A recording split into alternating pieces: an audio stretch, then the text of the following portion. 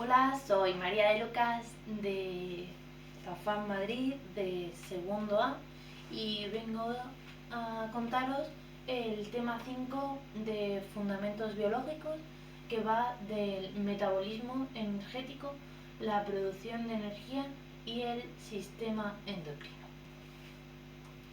Vale, de lo que vamos a hablar un poco va a ser de, como he dicho en el título un poco, el metabolismo energético, los sistemas de producción de energía y, por otro lado, el sistema endocrino.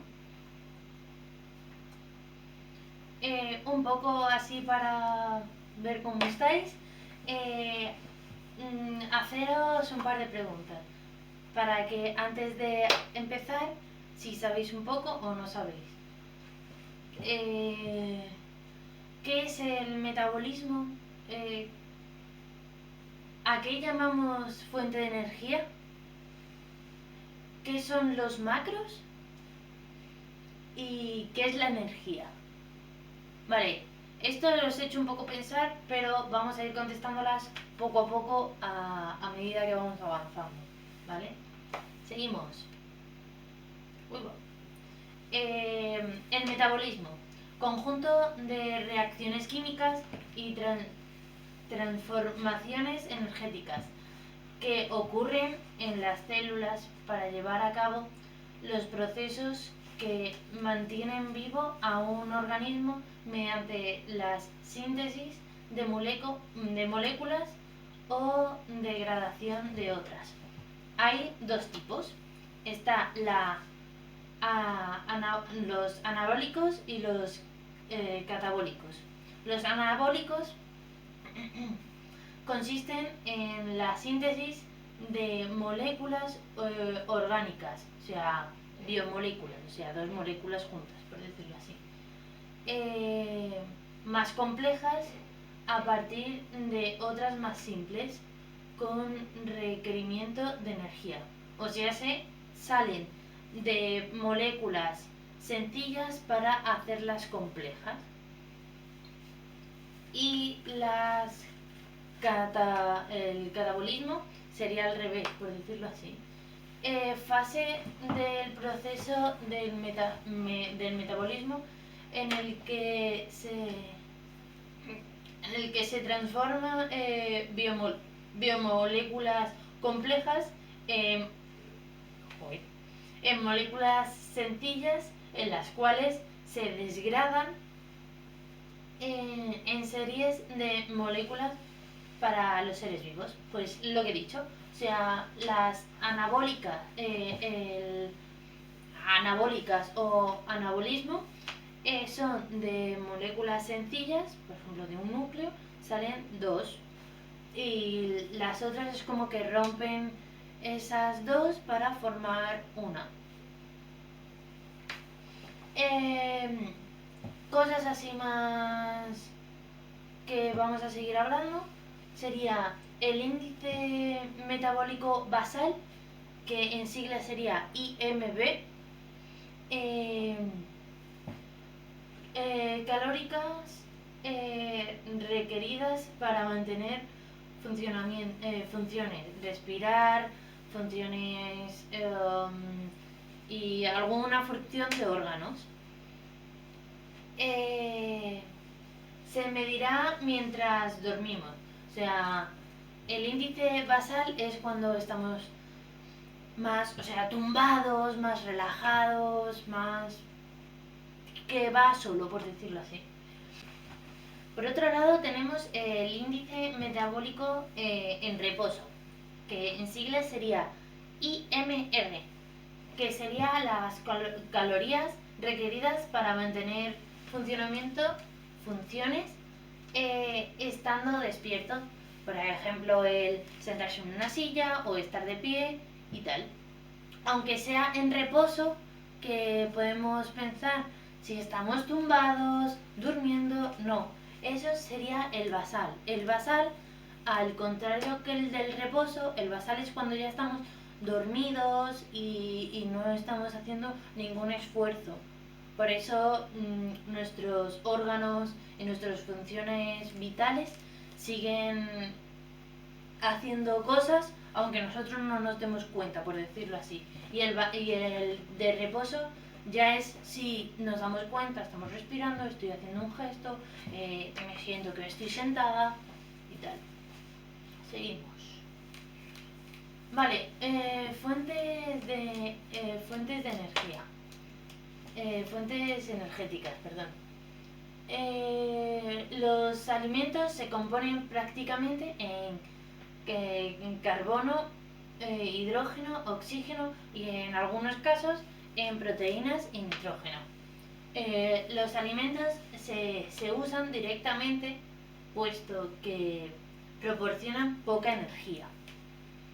En consecuencia, la energía se libera químicamente dentro de nuestras células almacenándose estas en ATP, o sea, es como energía que tenemos en el cuerpo que se extrae y entra.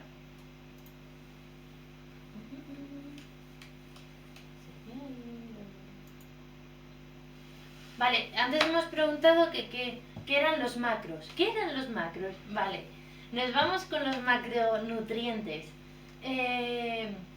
Suministran la mayor parte de la energía metabólica del organismo, como puede ser los hidratos de carbono, las grasas y las proteínas. En un gramo más o menos de hidratos de carbono hay como 4 kilocalorías. En proteínas otras 4 kilocalorías. En grasas 9 kilocalorías. Y el alcohol es 7 kilocalorías más o menos. Vale, seguimos con los macronutrientes y como hemos dicho que se dividía en hidratos de carbono, grasas y proteínas, pues nos vamos con la primera, que sería hidratos de carbono. Hidratos de carbono, las siglas son HC, hidratos H, carbono C, no hay más. Se convierten en última distancia en glucosa. Es transportado por la sangre a los tejidos activos, donde se mezclan. La glucosa, un monosacárido, es decir, un azúcar simple que se compone solo de un anillo hexagonal. Los hidratos de carbono se ven al microscopio, por decirlo así, como un hexágono. Entonces, la glucosa solo se une por un anillo hexagonal, o sea, por un hidrato de carbono, por decirlo así.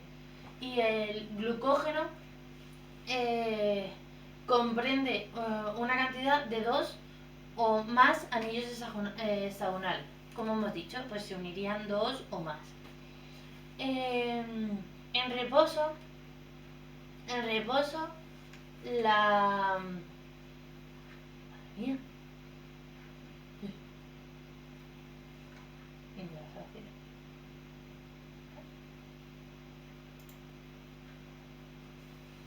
En reposo, la ingesta de hidratos de carbono se almacena por los músculos y el hígado como glucógeno. Estas reservas son limitadas, por lo que debemos alimentarnos con almidones y azúcares para reponer nuestra reserva. Nuestras reservas corporales